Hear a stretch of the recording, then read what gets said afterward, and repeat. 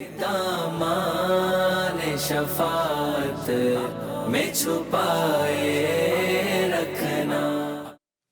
آج ہم ذکر کریں گے حضرت سعید بن زید رضی اللہ تعالیٰ عنہ کا۔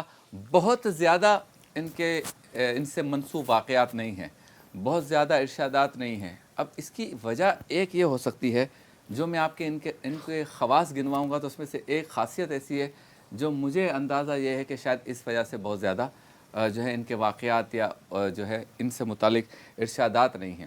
لوگ ان کو دیکھ دیکھ کے لکھ رہے تھے کہ حضرت سعید بن زید کیسے ہیں، کیا بات ہے۔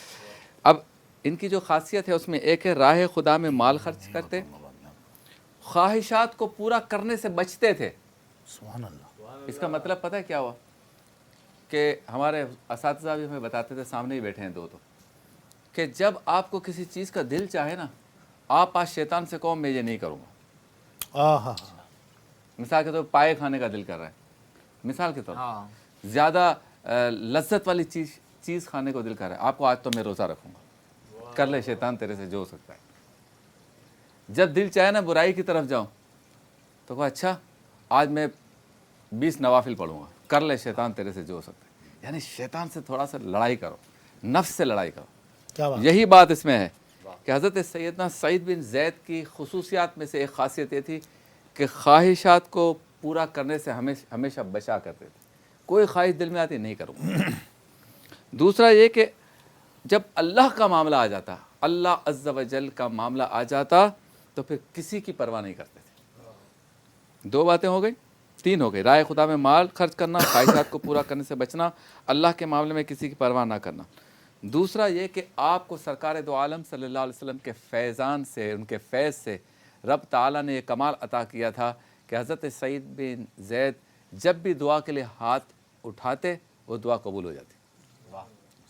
اس کو کیا کہتے ہیں؟ مستجاب الدعوات۔ مستجاب الدعوات۔ اس کے علاوہ آپ نے سیدنا عمر فاروق رضی اللہ تعالیٰ عنہ سے بھی پہلے اسلام قبول فرمایا، اسٹارٹ میں اسلام قبول فرمایا، جنگ بدر میں شریک ہوئے۔ اب جو بات میں بیان کر رہا ہوں میرا یہ خیال ہے کہ اس وجہ سے ان کے زیادہ واقعات نہیں ہیں، اور وہ یہ ہے کہ آپ ہمیشہ حکومتی عہدوں سے اجتناب کرتے، یعنی شو اپ میں نہیں آتے تھے، منصب پہ نہیں آتے تھے۔ اور دوسری خاصیت یہ کہ جس نے بھی آپ کو دیکھا اس نے یہ اندازہ لگایا کہ اتنا جلیل القدر صحابی، لیکن ان کی زندگی عام انسانوں جیسی تھی۔ سبحان اللہ۔ میرے خیال میں اس لیے زیادہ واقعات نہیں ہے۔ کام کیا گمسم ہو گئے، کام کیا پبلک سے دور ہو گئے، کام کیا اللہ کی عبادت میں چلے گئے، کام کیا رب کی طرف رجوع کر لیا۔ اس لیے زیادہ میرے خیال میں چونکہ پبلک ڈیلنگ نہیں تھی نا تو شاید اس وجہ سے واقعات تھی۔ پھر یہ کہ ان کی ایک خاصیت جو میں نے خواہشات والی بتائی، اس کا یوں آگے بھی اس میں اور اچھے الفاظ استعمال کیے گئے کہ یہ نفس پر غالب رہتے تھے۔ یہ وہ صحابی رسول تھے جن کے بارے میں یہ مشہور ہے کہ نفس ان پہ غالب تو دور کی بات ہے، یہ نفس کے اوپر غالب رہتے تھے کہ تو میری مرضی سے چلے گا، جو میری خواہش ہوگی تو وہ کرے گا۔ اور ہمارا کیا حال ہے؟ ہم نفس سے پوچھتے ہیں ہاں جی کیا حکم ہے آج، کوئی بدی کا کام کروں؟ کتنا فرق ہے، اللہ اکبر۔ اور پھر دنیا سے بے رغبتی، غرور اور تکبر نام کی کوئی چیز نہیں، فتنہ و فساد سے ہمیشہ کنارہ کش رہتے۔ جہاں دیکھتے نا کوئی لوگ بات کر رہے ہیں اس میں فتنہ ہے، فساد ہے، جھگڑا ہے، غیبت ہے، اٹھ کے چلے جاتے، اس کا حصہ ہی نہیں بنتے۔ اور پھر یہ کہ اللہ تعالیٰ نے جو نعمتیں دی ہیں اس پر ہمیشہ شکر ادا کرتے ہیں۔ مدنی اعزاز صاحب۔ بسم اللہ الرحمن الرحیم۔ جیسے آپ نے ذکر کیا نا کہ آپ کی ذات میں یہ تھا کہ فتنہ و فساد سے دور رہتے تھے، لیکن اس کے باوجود آپ کو یہ کمال ضرور حاصل تھا کہ جو صحیح تھا اس کو صحیح کہتے تھے، جو غلط تھا اس کو غلط کہتے تھے اور ببانگ دہل کہتے تھے۔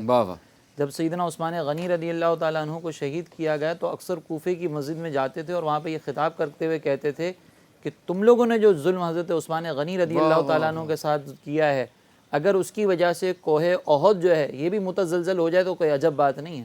تو اس کا مطلب یہ ہے کہ انسان کو ٹھیک ہے وہ فتنے فساد سے دور ضرور رہنا چاہیے، لیکن یہ تو فتنہ فساد کو سرکوبی کے لیے یہ کردار ادا کرتے تھے کہ کہیں پہ کسی قسم کا اگر کوئی فتنہ ہوتا تھا تو وہاں پہ یہ بات ضرور بیان کرتے تھے کہ اس میں کون حق پر ہے کون جو ہے وہ ناحق گفتگو کر رہا ہے. ایک مرتبہ کسی نے حضرت علی رضی اللہ تعالیٰ عنہ کی شان میں کوئی کلام کیا تو آپ وہاں پر بھی جلال میں تشریف لائے اور اس شخص کے سامنے کھڑے ہو کر آپ نے یہ کہا کہ تم ان کے بارے میں گفتگو کر رہے ہو کہ جن کو جنت کی بشارتیں جو ہیں وہ اللہ کے نبی نے عطا کی ہیں, تم ان کے بارے میں کلام کر رہے ہو. تو یہ وہ آپ کی سیرت کا پہلو ہے کہ حق گوئی یہ ہمیشہ رہنی چاہیے, چاہے وہ کسی کے بارے میں بھی ہو, اس سے پیچھے نہیں ہٹنا چاہیے. پیچھے نہیں ہٹنا چاہیے. ہاں جی. برکتیں